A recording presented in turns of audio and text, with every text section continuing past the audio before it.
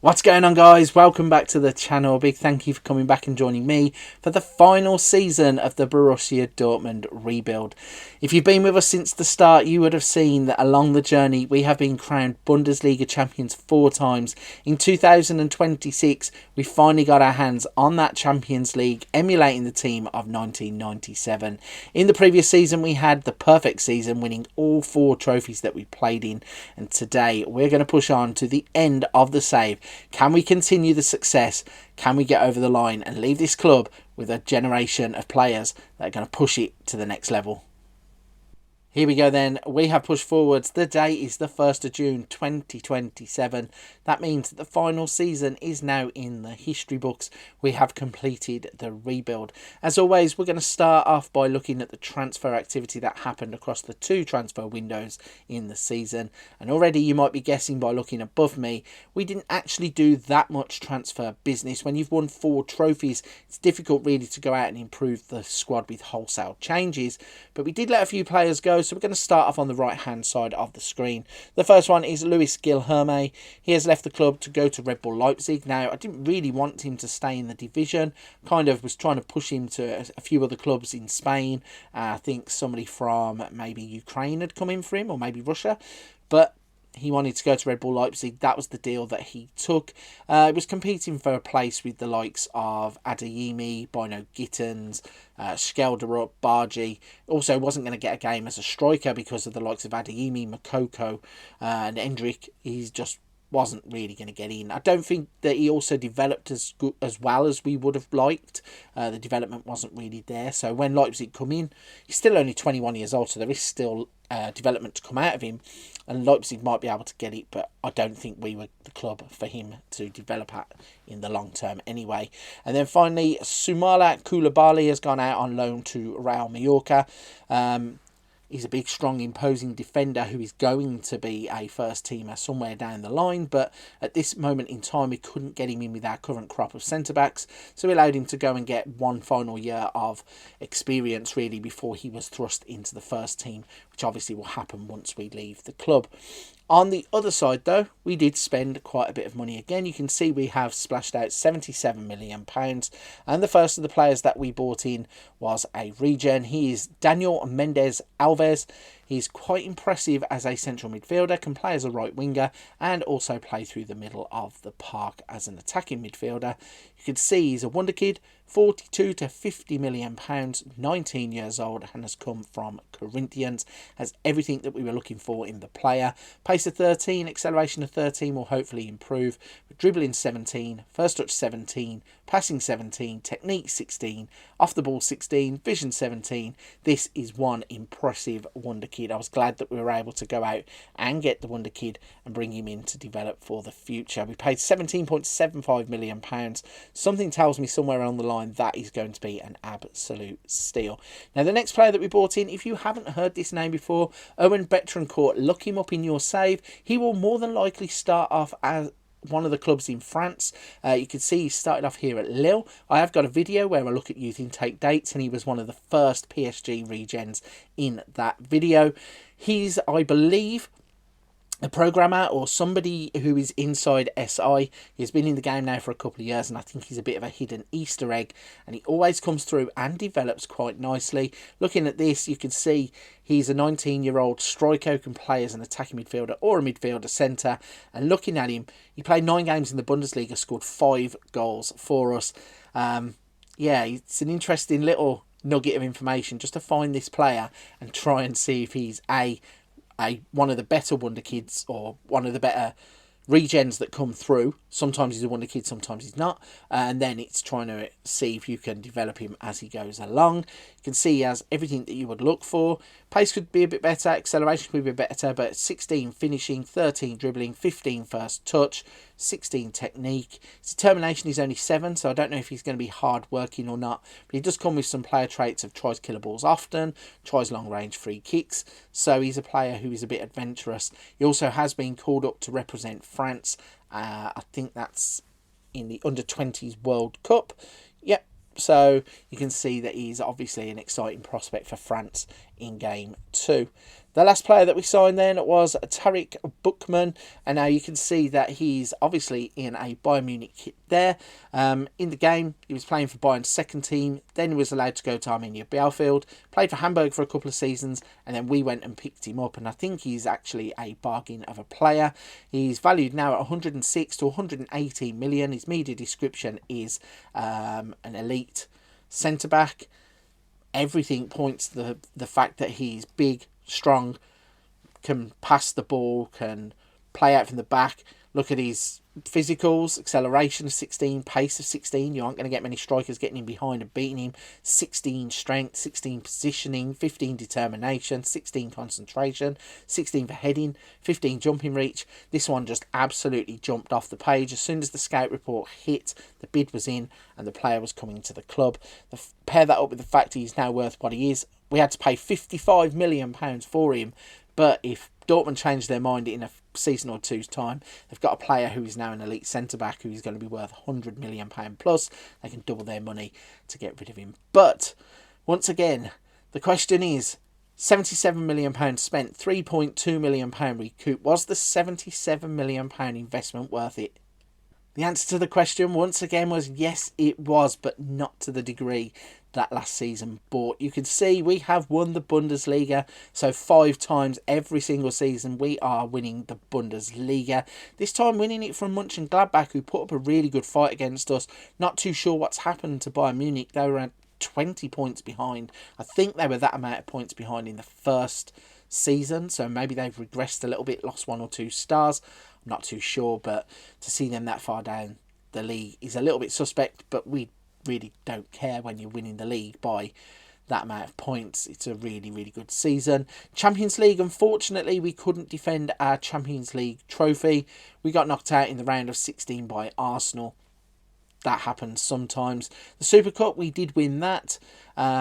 We'll come back to that in a second. Got DFB Pokal knocked out in the second round by Darmstadt. So just like the Champions League, disappointment in terms of not being able to defend that. And we didn't even win the Super Cup. If we start off there and show you what happened there. So we lost 2-0 to Bayern Munich in the Super Cup. Not a great start to the season. The DFB Pokal, we lost in the second round. So if we show you that, we lost 3-1 to Darmstadt with a rotated team. UEFA Super Cup, we managed to win that. We beat Milan 4-3 in extra time. Goals from Nauf, Bellingham, Reina. We had Rooney Barge getting an 8.40 average rating. Gavi got 3 assists in the game. Rooney Barge, though, was named as man of the match in that. Then on to the Champions League. If we break that down a little bit too. League phase, you can see we actually qualified in 5th. Played 8 games. We won 6. We drew 1 against Real Sociedad. And we lost 1 to Inter Milan 1-0. We did have a goal difference of 13. We picked up 19 points. And obviously that meant that we would skip the knockout round playoff into the round of 16, where we come up against Arsenal. And we lost on penalties after a 5-5 draw on aggregate. So an absolutely enthralling game, but sometimes it just comes out on the wrong side, and that's exactly what happened.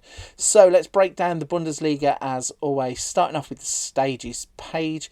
Go into the league table and show you what happened there. So you can see that we won the league comfortably by 11 points. Played 34 games. We won 27 of those games. We drew 3. We lost 4. We had a 93-4. 28 conceded, 65 in the goal difference, and 84 points, finishing 11 ahead of Borussia Mönchengladbach, and as I said, 20 points clear of Bayern Munich in the league.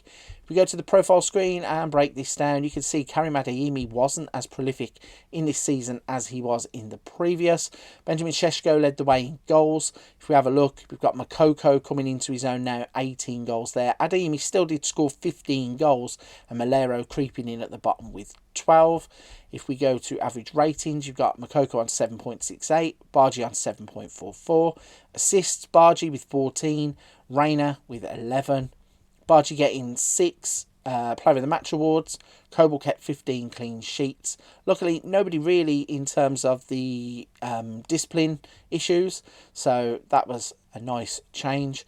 Distance cover per 90 minutes. Let's see if we had anybody in there. So Nauf covering 14.63 kilometres there. Tackles per 90 minutes. Did we have anybody creep into this category? No, we didn't. And in terms of the dribbles per 90 minutes, we didn't have anybody there either. So overall, the final season of the Save was a successful one. We still managed to win 2 competitions, the Bundesliga and the Super Cup. Disappointed about the DFB Pokal, disappointed about the Champions League, but we kind of ticked that one off. Not saying that I wasn't trying to win it again, because I 100% was, but yeah, I'm glad that we'd already ticked that box. And then the DFL Super Cup at the start of the season doesn't really mean too much to many people, but obviously if you're a Dortmund fan or a Bayern Munich fan, it would have meant something on that day, and I really would have liked to have started the season off on the right foot by winning that competition. Let's have a quick look at the finances and what we will be handing the club over looking like. So there would be £281 million in the bank, which is fantastic.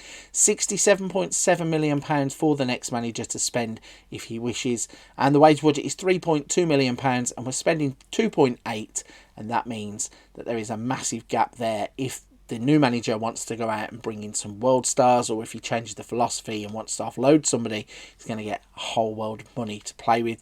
Club's finances are in such a better state now than what they were when we took over. Obviously having a little bit of money and then them giving us some money to spend, and then working our way now into being a giant of world football. Looking at the profit and loss, they made absolutely no money the past month. But across the season, they made £24 million, and last season, £43 million. We leave the club on course to qualify for the financial fair play for the Champions League also. Let's have a quick look at the club vision page. You can see our job security is secure, so we would be leaving the job in a secure role. In terms of the actionable objectives, working within the wage budget, on course. Grow the club's reputation, delighted. Maintain the club's status as the most reputable team in Germany, they are on course. Minimum 4-year contracts for first team players. So the new manager will be expected to reach the latter stages of the Champions League, qualify for the Champions League. My contract would be up for renewal at the end of next season anyway. They want to work towards becoming the most reputable team in Europe and working towards becoming the most reputable team in the world still. Looking at the board, we get a B- for the season. Obviously, they are more disappointed about the DFB Pokal exit than I am. But looking at the board cultures, playing attacking football, they're delighted. Develop players using the club's youth system, very pleased. Play entertaining football, very pleased. Play possession football, pleased. Play high tempo pressing football, delighted. And make the most of set pieces, satisfied. They are pleased with the quality of pressing on display using the Gegenpress, pleased with the level of support in the squad, and pleased with the 2-0 Bundesliga victory over Bayer Leverkusen. We look at the supporters, how have they fared? A B-, so develop players using the club's youth system, delighted. Play attacking football, delighted. Sign German players, they're now satisfied. I think that was because we signed the big defender at the back. Play high tempo pressing football, delighted. Play entertaining football, pleased. Make the most of set pieces, satisfied. In terms of supporter expectations, they want to remain as the most reputable club in Germany, on course. Finish above Schalke in the league, we do that all the time anyway. Finish above Bayern in the league, we did that by 20 points this season, and qualify for the Champions League. They were delighted with Mokoko's recent performances, and Melero's recent performances, and Brainer's recent performances, but they're disappointed with Geronimo Prado's recent performances. So once again, the young wonder kid being singled out for criticism by the supporters. Maybe it's something that will change with the next manager. Let's quickly then have a little look at our best 11 as we exit the game. The final best 11 that we would be leaving behind for the new manager. So, the scouting report best 11 reckons it's Kobel in goal, Christiansen, Schlotterbeck, Buchmann and Nauf. Then it's Gavi, Chan and Bellingham, Melero, Bargi and Makoko. A few things to add on in here. I do believe Adeyemi would have featured, but Adeyemi actually turned down multiple contracts in the save. So we did time down for a contract to the end of 2027, but I believe he's going to join Tottenham. That probably might lead to his omission from here as it's looking forwards. But that is a sound enough 11 anyway. And looking at it, there's only Schlotterbeck, Kobel, Bellingham, Chan and Makoko who are in the game. Both at the start of the rebuild and the end. Players like Bargi, Christiansen, Buchmann. In fact, Nauf is out on loan in the first season. He comes back. But again, I wouldn't be playing him as a right back. Pembele would be my right back anyway. But yeah, positive development in terms of the team. Players like Gavi joining. It's surprising that Zaire Emery can't even get into this best 11. Makoko coming through and showing his class right at the end of the save too. As you can see, he's been in fantastic form. 7.86 from his last 5 matches. Goalkeeper aerial reach. Kobel finally getting a bit of a compliment from the strengths side. Determination is good. Top goal scorer Makoko, 18 goals. Defensive depth is good. Midfield is good. And the wage budget is a positive. Looking at the weaknesses we leave with, questions about the marking still. Overall depth to the first team now. I don't see how that's possible considering we have quite a big squad. Couldn't get everybody game time in the final season. Weren't really moving players on that I could have done in the final 2 seasons. I'm not sure I agree with that. Squad tend to lack good tackling still. Command of area, teamwork, crossing, kicking, long throws, punching tendency and goals against. If we go to the other version then and show you on the pitch. Kobel, Christiansen, Schlotterbeck, Buchmann, Nauf, Gavi, Chan, Bellingham, Bargi, Malero and Makoko. So just quickly highlight some of these players then. So Gregor Kobel is now 29 years old. He's been absolutely fantastic throughout the save. We've got Christiansen, who we signed from Copenhagen. Absolutely fantastic. He's developed now into a world-class left-back who I would not hesitate to sign in any save that I play in. Schlotterbeck is another one. Young at the start of the game, 27 now, develops as a outstanding centre-back. Buchmann, after 1 season at the club, he played 31 games, he scored 2 goals. He's going to develop nicely as the time goes on. Nauf, as I said, he's played here as a right-back, but his preferred position is a winger on attack. So I'm not too sure why with 10 tackling he's our best right back. I will show you Pembele's development in just a second. You've got Gavi, who is obviously just Gavi. He's developed into a world star. Emre Can is still at the club. Jude Bellingham now at the age of 23 looks like this. He's fantastic everywhere. We've got Malero, who is a 4.5 star potential ability, 4.5 star current ability. He's probably one of the best players at the club if you go by the star ratings. Fantastic season he has just had. He's played 67 games, scoring 19 goals for the club. You got Rooney Bargi, another one that I will rave about, another one coming from Copenhagen. Yeah, fantastic player. I managed to sign him in the Coventry City rebuild and he was fantastic there, and playing in an even bigger team he does even better. He's played 75 games, he scored 16 goals. And then we've got Yusufa Makoko. Here he is at the age of 22, valued at 92 to £102 million. He's absolutely fantastic. He has 74 goals in 114 games by the age of 22, and that is including fighting for a place with Adeyemi at the top of the pitch for most of the save. We also picked up Endrick. He looks like this at the age of 20. He's now valued at 58 to £66 million. Have we got anybody else? Zaire Emery. He's starting to develop nicely. Age of 21, 70 to £89 million. Made 26 first-team appearances. I think he will be a brilliant player going forwards. We've got a few regens that are in here. Raul Koenig gets a shout here on the left-hand side. If we go to the squad, though, the player that I really do want to shout out is Karim Adeyemi. He has been absolutely fantastic. He is joining Tottenham because we couldn't secure that contract. But he has 102 goals in 124 appearances for Dortmund. He's absolutely elite in this game. If you can get him and prize him away from Dortmund, I would not hesitate to do so. But if we go back to the club info page where it all started, we can show you that we now have another Champions League 2026.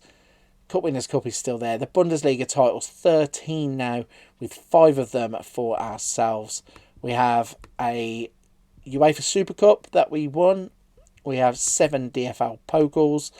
We have still the Intercontinental Championship and 9 DFL Super Cups. So that brings to an end 5 seasons at the Signal Iduna Park. It's been absolutely fantastic. Building this team of Wonder Kids has been such a fun save. If anybody wants to have a go at building a team and just using Wonder Kids, Dortmund are fantastic for it. Obviously, players like Makoko, Bellingham, Adeyemi, they're all there. They're all developing anyway. The likes of Jadon Sancho have passed through. Yeah, they're doing it again with Jamie Bino Gittins. They really are a team that have an eye for this type of talent. They go out, they develop them. They are a fantastic little team. They are brilliant in Germany. Jurgen Klopp really gave them that identity. The yellow wall gives them everything that they need, and they're a fantastic club. I've enjoyed managing them so much in FM23. Right, if you're still with me at this point of the video, firstly, a big thank you for coming through 5 seasons and sticking with it. Secondly, if you haven't hit the like and subscribe button, please consider doing so. It helps the channel so much. The growth on the channel has been insane in the past couple of months. I really cannot thank you all enough. Everybody who's took the time to do that, to help the channel, whether it be a comment, a like, or your subscribe. I know time is precious for everybody, and to give me your time, really do appreciate that. Before you do go though, check out the rest of the channel. There is other things such as Wonder Kids, hints, tips, let's plays. There's something for everybody on the channel, but for this one I'm going to leave it there. Thank you for watching the Borussia Dortmund rebuild. I'll see you on another video soon.